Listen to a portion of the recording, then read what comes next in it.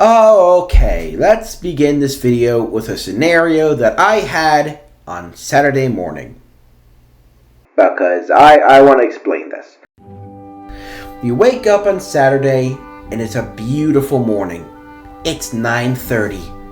You go get dressed, you get your Pokeballs, you get your bag, charging bricks, and garbage, and you enter your car. You're driving, you're get the fuck on my road, I'm a New Yorker kind of guy.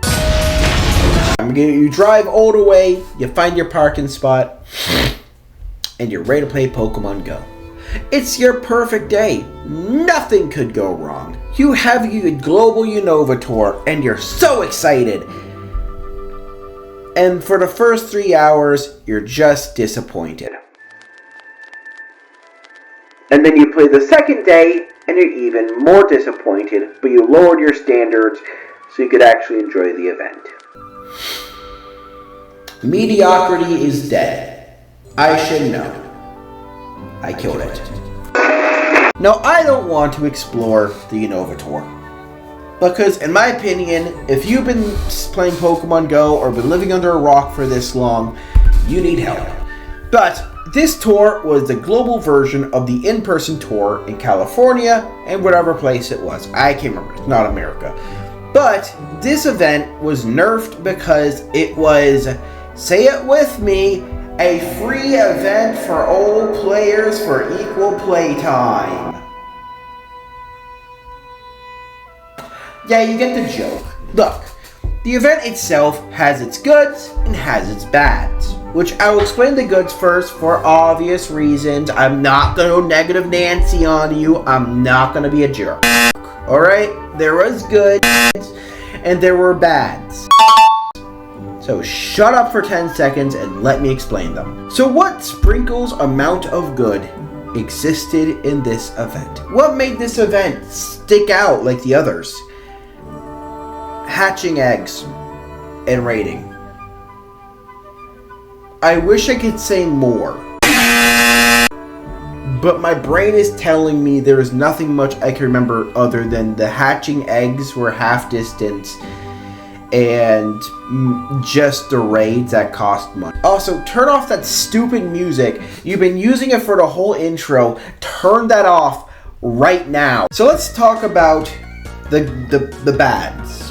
Because we kind of have to talk about the bads because there's a lot more bad than there is good. Also, good choice of music. I love that kind of music. Keep it going. I'll definitely pay you, an editor that is also myself. What were the bads of this event? There were a lot. And I think the best place to explain is the place where people are most complaining. Shiny rates. Put a word on there. I have no idea. Shiny rates are basically the best for RNG, and during these events, people love them. People love the thought of just playing Pokemon and getting shinies out of nowhere. Bam! Cool event. But that's not it. If you go to the past tours, Unova, the Kantos and Kalos tours, Johto and Kalos, I think it was, all those events had two things in common.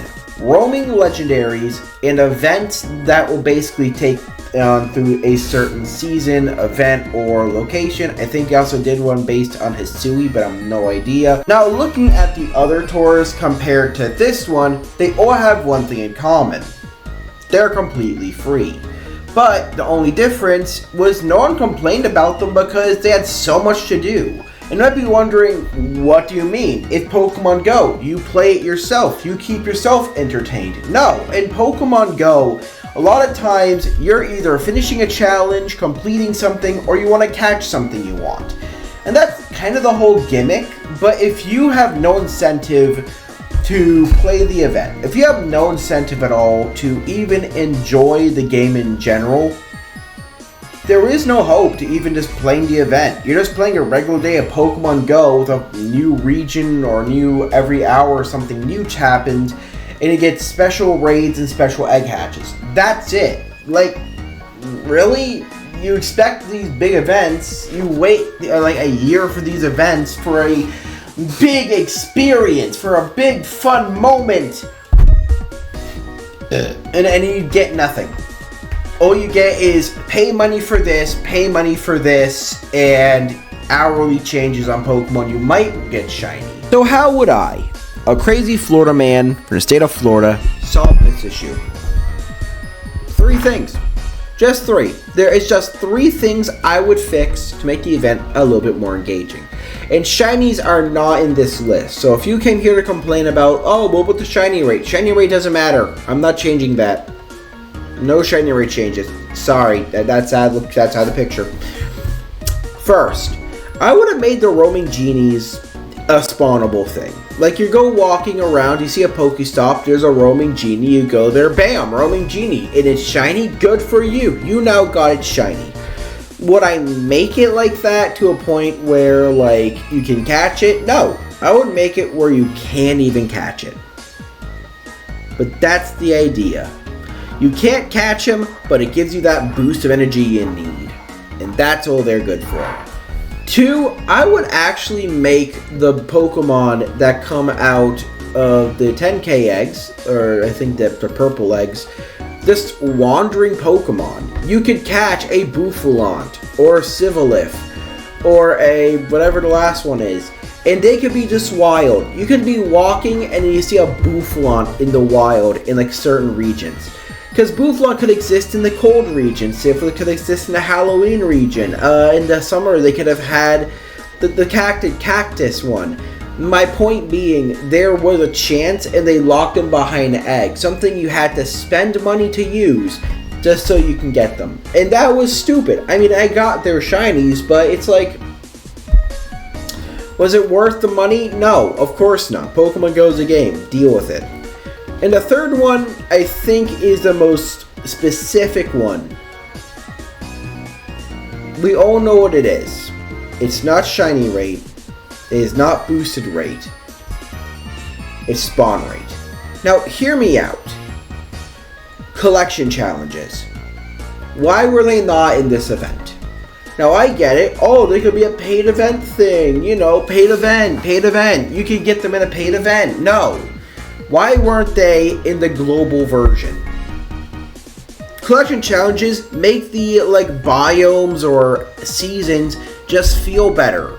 With all those new biomes, you could make different collection challenges. With the cold one, you can make it purely ice type catches. With the summer, you can make it purely fire type.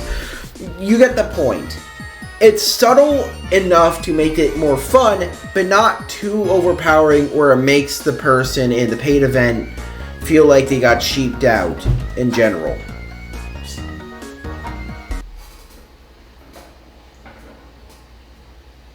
Hi, Father. Hello, Father. Please don't go. Okay, bye-bye. Alright, bye-bye. Forget you saw that. My point being, this event was bad. In fact, I believe this event was the worst event I played so far. And I'm being honest. It was boring. Like, I'd rather go home. I left on Sunday at 3 p.m. to play Minecraft. That's how bored I was.